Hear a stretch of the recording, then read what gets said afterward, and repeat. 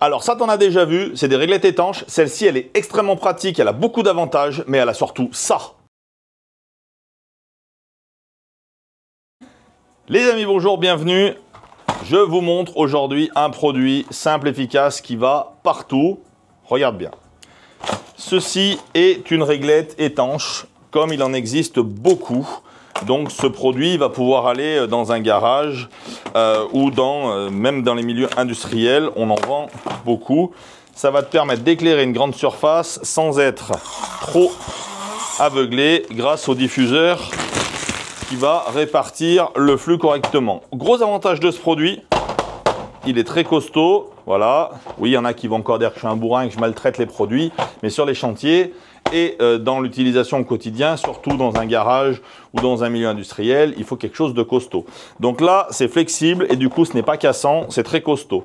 Deuxième avantage de ce produit, hop, tu vas avoir les petits accessoires fournis. Alors, les vis et les fixations, on s'en sert jamais, je ne sais pas pourquoi ils les mettent, mais elles y sont. Et tu vas avoir des petits clips. Alors là, tu vois, en plus, ils sont pas avares, ils en ont mis 3. Et ils vont pouvoir se mettre absolument de partout. Donc, tu as moins besoin de t'embêter pour mesurer où ils vont être. Ah, tu dis, oui, mais ça bouge, c'est pas stable. Si, on peut les rendre stables, puisque tu vas avoir le moyen d'aller traverser avec ton petit boulon. Tu vas pouvoir serrer la vis et du coup le verrouiller pour qu'il ne bouge plus. Juste à côté, tu as un petit trou. Le petit trou, il te sert si tu veux passer en suspension. Donc tu vas pouvoir suspendre ton système. Bien, pour ceux qui n'ont pas vu, au niveau du serrage. Alors j'essaye d'aller un petit peu vite dans mes explications, tout en faisant qu'elles soient précises, pour pas que la vidéo dure 15 jours. Ici, je vais serrer. Voilà, et du coup, quand je vais pouvoir me mettre là, je vais verrouiller. Ça permet la suspension. C'est super, c'est simple, c'est efficace, mais parlons du raccordement. Encore plus simple, tu peux pas, tu as la petite languette, tu raccordes, tu passes par ton presse-étoupe et tu rentres tes câbles terre phase neutre au milieu, sachant que la terre ne sert à rien puisqu'on est sur un produit qui a un corps full plastique. Ici, pareil. La sortie, très intéressant puisque tu vas rentrer d'un côté et du coup, tu vas pouvoir sortir de l'autre. Donc, ça t'évite d'avoir un câble qui passe en parallèle de l'un à l'autre. Donc là, pour te montrer, bornier rapide, sachant qu'on peut quand même rentrer et ressortir du même côté, hein, si tu veux pas traverser le tube. Ici, si tu as la terre, comme c'est le cas ici, tu peux la mettre, même si elle n'est raccordée absolument à rien, puisqu'il n'y a pas de carcasse métallique au niveau du produit. Malgré tout, ils ont pensé à faire la borne pour que tu n'aies pas le câble qui gêne. Et tu as ton raccordement. Alors, pour la vidéo, je ne suis pas passé par le presse-étoupe, mais ensuite tu refermes et tu vas avoir, hop, une belle lumière bien diffuse qui va te permettre d'éclairer une zone de 7 à 15 mètres carrés en fonction de cette zone-là. Jusque-là, tu vas me dire, bon, ok, c'est bien, mais on a vu mieux. Alors, on a une version que je n'ai pas prise aujourd'hui, qui est exactement la même, mais avec, sur la petite languette, un petit contrôleur CCT. Donc, avec le petit switch, tu peux passer de l'un à l'autre. Tu pourras, du coup, choisir ta température de couleur, du 3000K, du 4000 ou du 6000. Mais la vraie révolution, elle est là.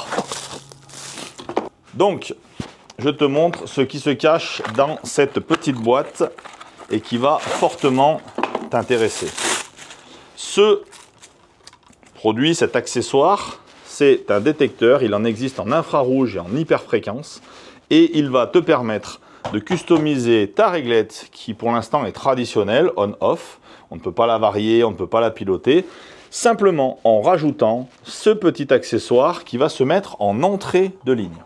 En fonction de la réglette, puisque je vais déjà commencer par répondre aux questions que tu es en train de te poser, on va pouvoir mettre un détecteur et on va pouvoir mettre plusieurs réglettes, 7, 5, 4 en fonction de leur puissance. D'accord, on va pouvoir mettre jusqu'à 8 réglettes derrière ce détecteur unique qui va être en entrée. Donc le détecteur, il est comme ceci. Je vais te montrer l'intérieur. Voilà, il est ici. La borne d'entrée est là. Donc du coup, mon arrivée électrique va se positionner à l'entrée. Donc je vais la raccorder tout de suite. Et du coup, la sortie, on va pouvoir la raccorder directement sur la ligne. Et hop là. Donc là, je rentre tout ça. Je viens faire comme ceci. Je fais un quart de tour. Juste mettre les ergots en face. Voilà. Et ça y est, elle est positionnée. Alors voilà, le raccordement est fait. Et là, je vais démonter le petit support pour te montrer comment ça fonctionne. Approche-toi. Donc ici, tu as des petits switches. Comme d'habitude, ça va te permettre de faire des réglages. Les deux premiers switches vont te permettre de sélectionner la zone de détection. Est-ce qu'on détecte 100%, 50%, 10% ou qu'on ne détecte rien du tout? Donc plus tu vas être haut, plus tu vas détecter large. Plus tu vas être bas, moins tu vas détecter, voire pire, ne pas détecter. Hold time, ça veut dire le temps que va rester allumé le détecteur, enfin l'éclairage, une fois qu'il a détecté. 5 secondes, 90 secondes, 5 minutes ou 15 minutes. Ici, tu peux également choisir la partie sensibilité à l'éclairage. Ça veut dire que si tu as de la luminosité suffisante, ton luminaire ne s'éclairera pas même s'il te détecte. Si tu as une luminosité faible, il va se mettre à détecter. Donc pour régler cette luminosité de détection, ici tu peux complètement désactiver cette sensibilité, ce qui veut dire que quoi qu'il advienne, il va s'éclairer. Ici 50 lux, donc c'est plutôt pas mal, 50 lux, qui ne voit pas comme en plein jour, hein, qu'on s'entende bien, mais ça te permet de ne pas te prendre les pieds dans quoi que ce soit. 10 lux, c'est vraiment quelque chose de très faible, et il faut vraiment avoir très peu de luminosité pour qu'il s'éclaire. Et ici, on est à 2 lux, donc là, il faut vraiment être dans le noir complet pour qu'il détecte. Voilà, donc pour la démonstration, on va désactiver cette fonction-là. On va ici faire en sorte de maintenir 5 secondes simplement pour la démo, et on va mettre au maximum, c'est-à-dire on met tous les switches vers le haut. Alors j'ai revissé le système. Je vais mettre le petit capotin. Youpi, voilà, c'est plutôt pratique. Hop, je vais éteindre le plafond. D'accord. 1, 2, 3, 4, 5, il s'est éteint. Et là, je suis dans une mauvaise configuration, mais si je passe devant, il va s'éclairer sans aucun problème. Alors, on est bien d'accord, ça se met au plafond. Donc, tu vois, tu as 7500 lumens. Je ne sais pas si à la caméra ça donne bien, mais on y voit extrêmement bien. Et pour bosser, même quand on est à proximité du produit, on n'est pas aveuglé grâce au diffuseur. Voilà, c'était une présentation de plus. Alexa, allume plafond. Ça fait un peu fantôme là, tu vois, comme ça.